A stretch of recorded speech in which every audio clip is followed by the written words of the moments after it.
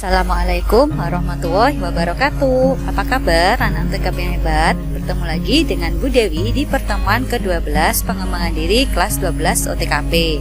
Setelah kemarin kalian melaksanakan PHB atau penilaian bersama, kali ini kita membahas materi baru ya, yaitu tentang melanjutkan pendidikan tinggi. Melanjutkan pendidikan ke perguruan tinggi. Pendidikan merupakan hal yang wajib didapatkan bagi setiap orang karena berperan penting dalam kehidupan di masyarakat. Manfaat yang diperoleh ketika melanjutkan pendidikan ke jenjang yang lebih tinggi adalah yang pertama, memberikan perubahan taraf hidup yang lebih baik dan lebih berkualitas. Yang kedua, memiliki tingkat pergaulan yang luas. Pergaulan itu bisa berubah menjadi relasi yang dapat memberikan keuntungan di masa depan. Yang ketiga, memiliki pengetahuan dan kreativitas yang tinggi. Yang keempat, lebih dihargai dalam menjalani gaya hidup. Karena seseorang yang berpendidikan tinggi itu tentu turut diberikan pelajaran mengenai sikap yang baik dalam pergaulan hidup. Selanjutnya adalah memilih jurusan di perguruan tinggi. Yang pertama, kalian harus tahu minat dan hobi kalian. Kalau kalian misalnya hobi olahraga, kalian bisa masuk ke Fakultas Ilmu Keolahragaan, seperti itu. Yang kedua, tentu kalian juga harus mengenali potensi diri kalian. Yang ketiga, pertimbangkan peluang karir. Kalian tuh sebenarnya nanti setelah kuliah ingin jadi apa? Kalau misalnya setelah kuliah kalian ingin menjadi seorang HRD, berarti kalian harus kuliahnya di jurusan psikologi. Kalau misalnya setelah kuliah kalian ingin menjadi seorang pegawai keuangan atau akuntan, kalian bisa kuliah di jurusan akuntansi atau manajemen, seperti itu. Kemudian yang keempat adalah sesuaikan jurusan dengan keunggulan universitas. Yang kelima, sesuaikan dengan kemampuan finansial kalian, karena kan masing-masing universitas mempunyai biaya yang berbeda-beda, seperti itu. Yang terakhir, tentu kalian harus minta pendapat dari orang-orang terdekat, kira-kira yang lebih baik kalian pilih itu yang mana, seperti itu. Selanjutnya, Bu Dewi akan menjelaskan tentang sistem pembelajaran di perguruan tinggi. Tentu sistemnya berbeda dengan yang ada di SMK sekarang ya. Kalau nanti kalian di perguruan tinggi itu sudah memakai SKS atau sistem kredit semester, di mana kalau kalian memilih program studi S1 itu kalian harus menempuh minimal 144 sampai 160 SKS yang bisa ditempuh dalam waktu normal 8 semester. Tapi kalau kalian cepat, kalian juga bisa lulus dalam waktu 7 semester. Seperti Bu Dewi dulu bisa lulus 7 semester, alhamdulillah. Yang kedua, ketika kalian memilih program diplomat, itu ada D3, D1, D2 itu juga macam-macam. Kalau D3 itu biasanya kalian harus menempuh minimal 110 sampai 120 SKS dalam 6 semester.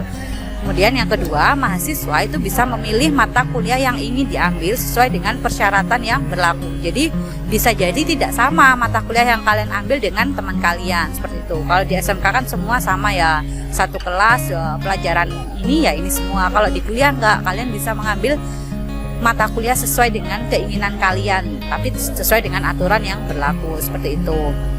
Yang ketiga adalah hasil evaluasi pembelajaran berupa IP atau indeks prestasi.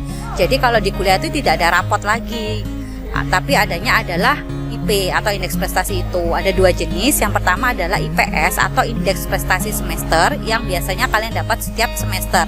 Jadi setiap selesai semester itu kalian mendapatkan KHS atau kartu hasil studi. Nah, di situ akan tertera IP kalian, IPS kalian. Dan yang kedua adalah IPK atau indeks prestasi kumulatif. IPK itu berarti nilai kumpulan dari beberapa semester. Kalau misalnya kalian lulus di semester 8, berarti nilai dari semester 1 sampai semester 8 itu adalah IPK yang kalian dapatkan.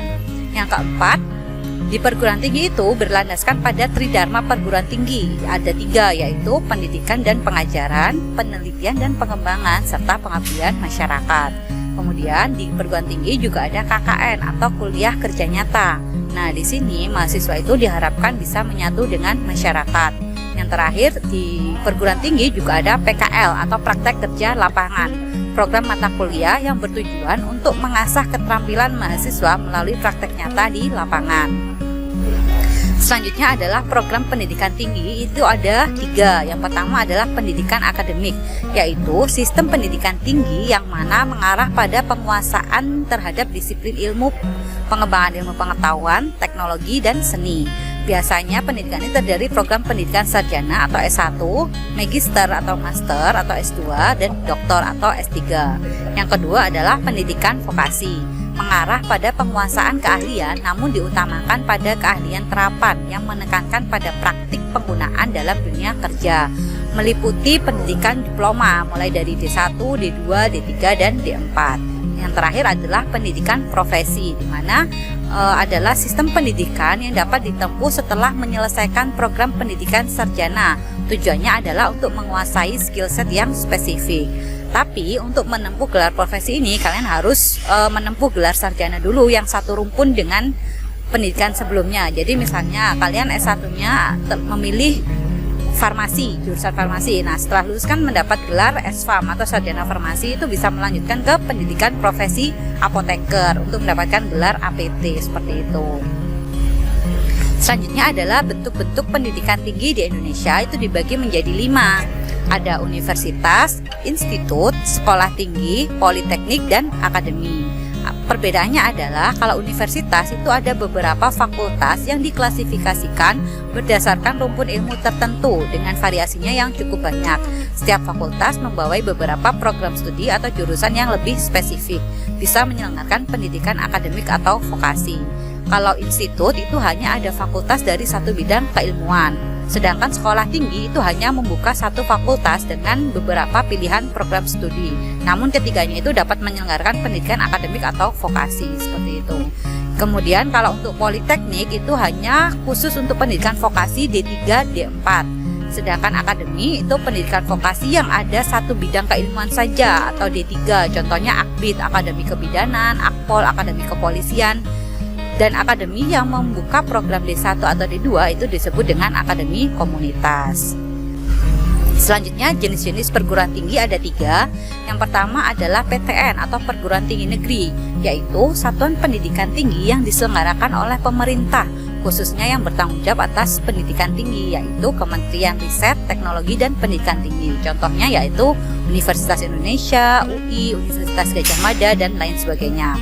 Yang kedua adalah perguruan tinggi swasta atau PTS, yaitu satuan pendidikan yang diselenggarakan oleh yayasan, perkumpulan sosial, atau badan wakaf.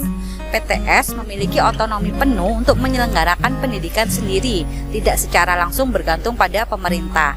Contohnya adalah Universitas Nahdlatul Ulama Surabaya atau UNUSA. Yang ketiga adalah perguruan tinggi kedinasan atau PTK, yaitu satuan pendidikan tinggi yang diselenggarakan oleh Menteri Pimpinan Lembaga Pemerintah Non-Departemen. Contohnya adalah STAN, Sekolah Tinggi Akuntansi Negara yang dikelola oleh Kementerian Keuangan, atau STIS, Sekolah Tinggi Ilmu Statistik yang dikelola oleh BPS atau Badan Pusat Statistik, seperti itu.